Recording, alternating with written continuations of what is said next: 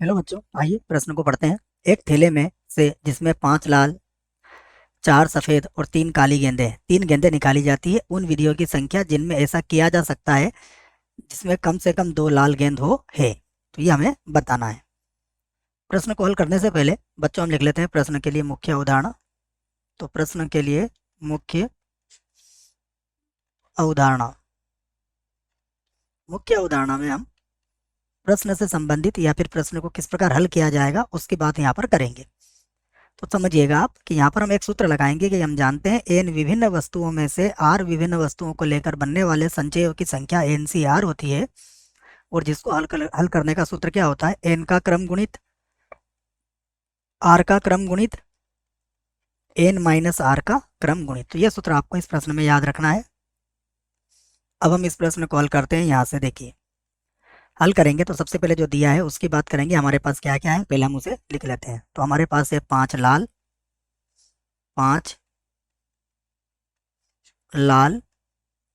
4 सफेद,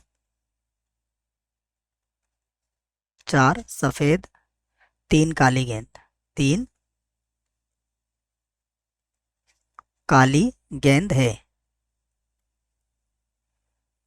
या गेंदे है। ठीक है, तो ये हमने लिख लिया है। अब हमें चाहिए उन विधियों की संख्या। तो विधियों की संख्या तो यहाँ पर लिख लेते हैं हम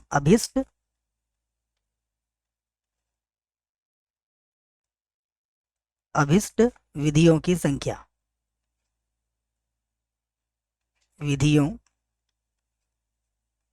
अभिष्ट विधियों की संख्या। अभिष्ट विधियों की संख्या क्या होगी, देखो समझिएगा आप। हमसे कहा गया है कि 3 गेंदे हमें निकालना है। ठीक है, तो 3 गेंदे निकालते हैं इसमें से। और उन विधियों की संख्या जिसमें कम से कम 2 लाल गेंद अवश्य हो। तो कम से कम 2 लाल गेंद चाहिए बच्चों। तो 2 लाल गेंद हमें निकालना है। हमारे पास लाल गेंदें कितनी है, 5। तो 5 में से हम कितनी गेंदें निकालेंगे, 2 लाल गेंदें निकाल लेंगे। निकाल ली, फिर गुणा। अब हमारे पास कितनी गेंदें बचेगी, 3 निकालना है हमें। तो 4 और 3, 4 तो सफ़ेद है और 3 काली है। तो कितनी गेंद हो गई, 7। तो 7 में से हम कितनी निकालेंगे, कोई एक गेंद निकाल लेंगे, क्योंकि हमें कम से कम 2 लाल गेंद चाहिए, बाकी कोई भी हो सकती है। ये पहली स्थिति हो गई। दूसरी स्थिति की बात करें तो देखो क्या हो जाएगा, हम 5C3 कर सकते हैं। तो ये 7C0 हो जाएगा, क्योंकि हमें निकालना कितनी है बच्चों, केवल 3 गेंदे ही निकालना है। तो या तो हम 2 लाल गेंद निकालेंगे या फिर 3 लाल गेंद निकालेंगे। यदि 3 लाल गेंद निकालेंगे तो फिर अन्य गेंदे 0 हो जाएगी हमारे पास। अब 5C2 को हम हल कर लेते हैं। तो 5C2 क्या होगा, ये होता है 5 का क्रम गुणित 5, उसके बाद 2 का क्रम गुणित, और 5 में से 2 गया तो ये हो जाएगा 3 का क्रम गुणित। और 7 से 1 तो 7 के बराबर होता है।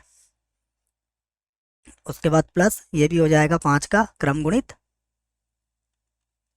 फिर आ जाएगा 3 का क्रम गुणित, 5 में से 3 गया तो 2 का क्रम गुणित। तो 7C0 का मान कितना होता है, ये होता है 1। इसे हल कर लेते हैं। तो ये हो जाएगा 5 गुणा 4 और गुणा 3 का क्रम गुणित, और गुणा में कितना आ जाएगा, 7 बटा 2 का क्रम गुणित तो 2 ही होता है, और 3 का क्रम गुणित हम हल नहीं करेंगे, वैसे ही लिख देंगे। उसके बाद प्लस यहाँ भी यही करेंगे। ये हो जाएगा 5 गुणा 4 और गुणा 3 का क्रम गुणित, बटे में आ जाएगा 3 का क्रम गुणित, और 2 का क्रम गुणित किसके बराबर होता है, 2 गुणा 1 2 के ही बराबर होता है। अब जो कट रहा है पहले उसको देख लेते। देखो 3 के क्रम गुणित से 3 का क्रम गुणित कट जाएगा, और यहाँ भी कट जाएगा। उसके बाद 2 के पहाड़े से ये कितनी बार कट जाएगा, 4, 2 बार कट जाएगा। यहाँ भी 2 के पहाड़े से 4 कितनी बार कट जाएगा, ये कट जाएगा 2 बार।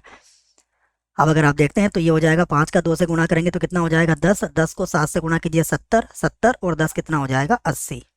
ठीक है बच्चों, तो ये हमारा 80 जो है ये विधि हमारे पास आ चुकी है, और यही हमारे प्रश्न का उत्तर होगा। मुझे आशा है बच्चों प्रश्न का उत्तर समझ में आया होगा। धन्यवाद।